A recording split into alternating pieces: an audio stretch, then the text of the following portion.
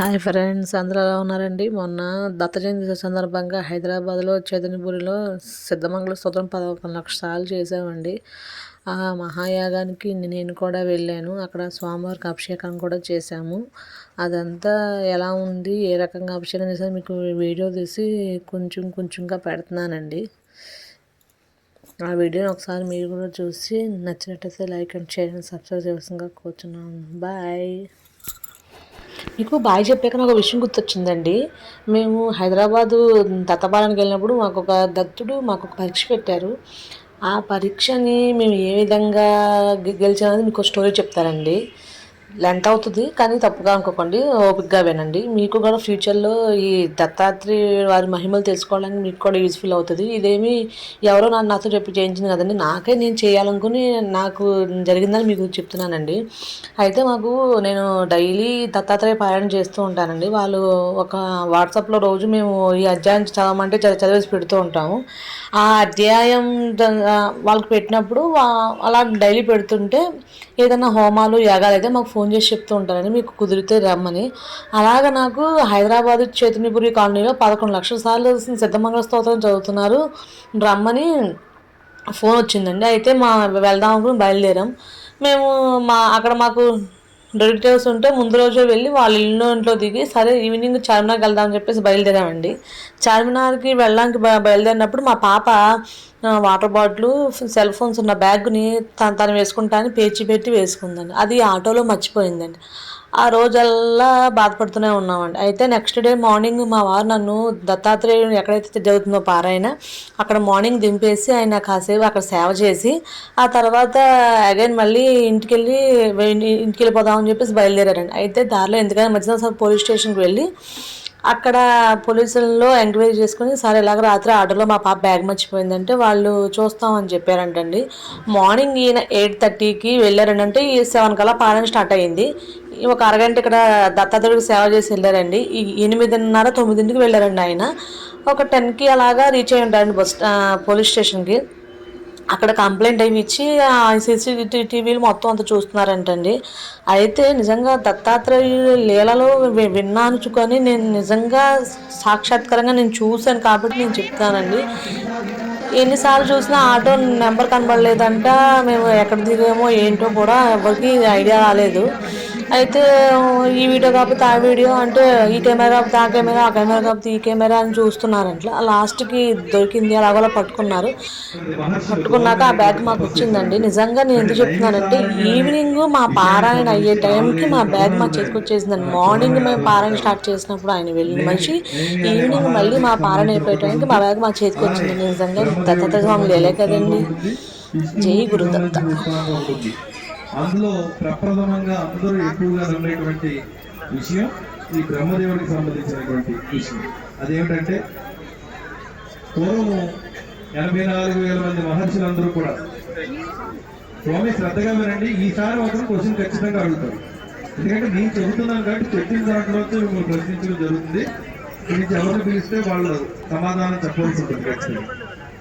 అయితే ఈ 84,000 మంది మహర్షులు ఘోరమైనటువంటి తపస్సు చేశారంటే బ్రహ్మదేవుడి కోసం. బ్రహ్మ ప్రత్యక్షమయ్యారు.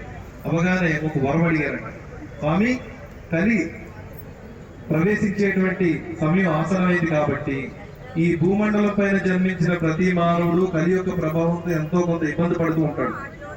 కాబట్టి ఈ కలి నుంచి దూరం అవ్వడానికి ఉపయోగపడేటువంటి వివిధ వ్రతాలు, వివిధ యజ్ఞయాగాదులు, వివిధ సద్గ్రంథాలు ఇవన్నీ మేము లిఖించి ఇవి పఠనం చేసి ఈ జనానికి అందరికీ, అంటే మానవాళి అందరికీ అందజేస్తాము అనే వరాన్ని కోరుతూ, అయితే కలి ప్రవేశించలేనటువంటి ప్రదేశాన్ని మాకు వరంగా ఇవ్వండి అడిగారు. కలి ప్రవేశించలేనటువంటి ప్రదేశాన్ని వరంగా ఇవ్వండి. వెంటనే బ్రహ్మదేవుడిది లోక కళ్యాణంతో జరిగేటువంటి కార్యక్రమం కాబట్టి వెంటనే ఆయన చేతికి ఉన్నటువంటి ఒక దర్భగడ్డి ఇక్కడ కూర్చోవాలి దయచేసి, అక్కడి నుంచి చక్రంగా మార్చారు. చక్రాన్ని చెప్పు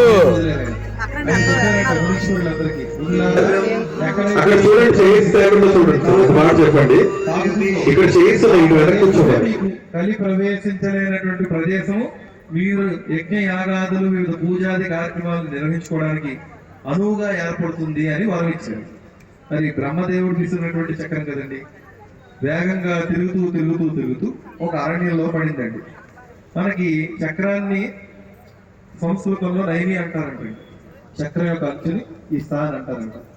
ఈ నైమి యొక్క ఇస తిరుగుతూ ఒక అరణ్యంలో పడింది కాబట్టి నైమి ఇస అరణ్యం అయిందనమాట.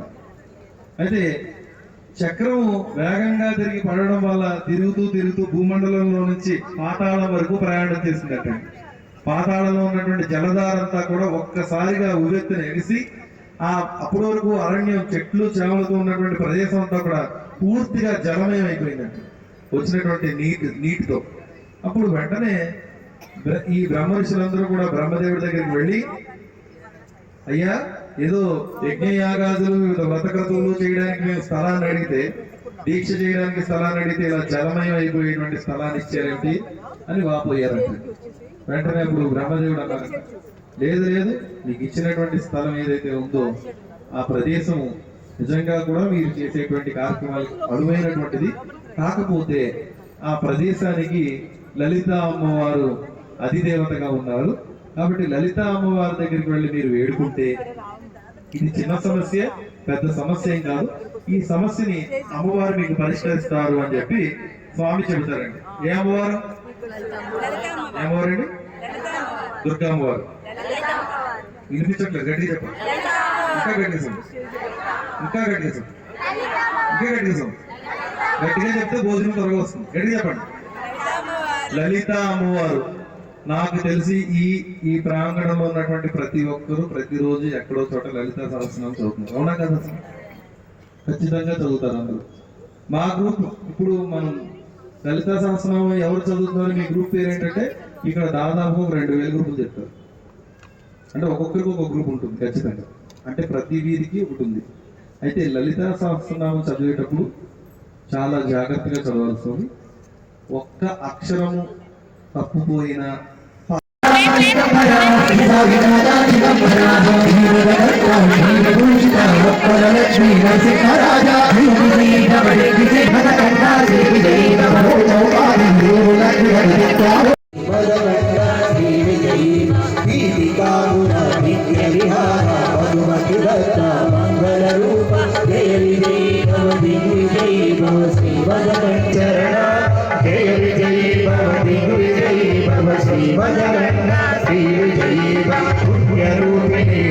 శ్రీపాదరాజం శరణం పాదరాజం శరణం లక్ష్మీ నరసింహరాజ జయ విజయీ భవ.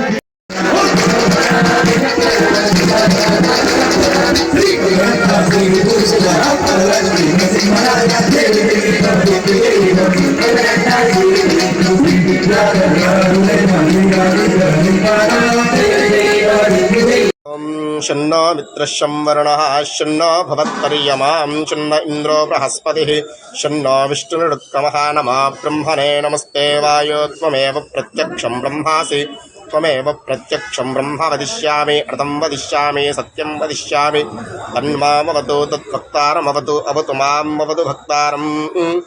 ॐ शान्तिः शान्तिः शान्तिः।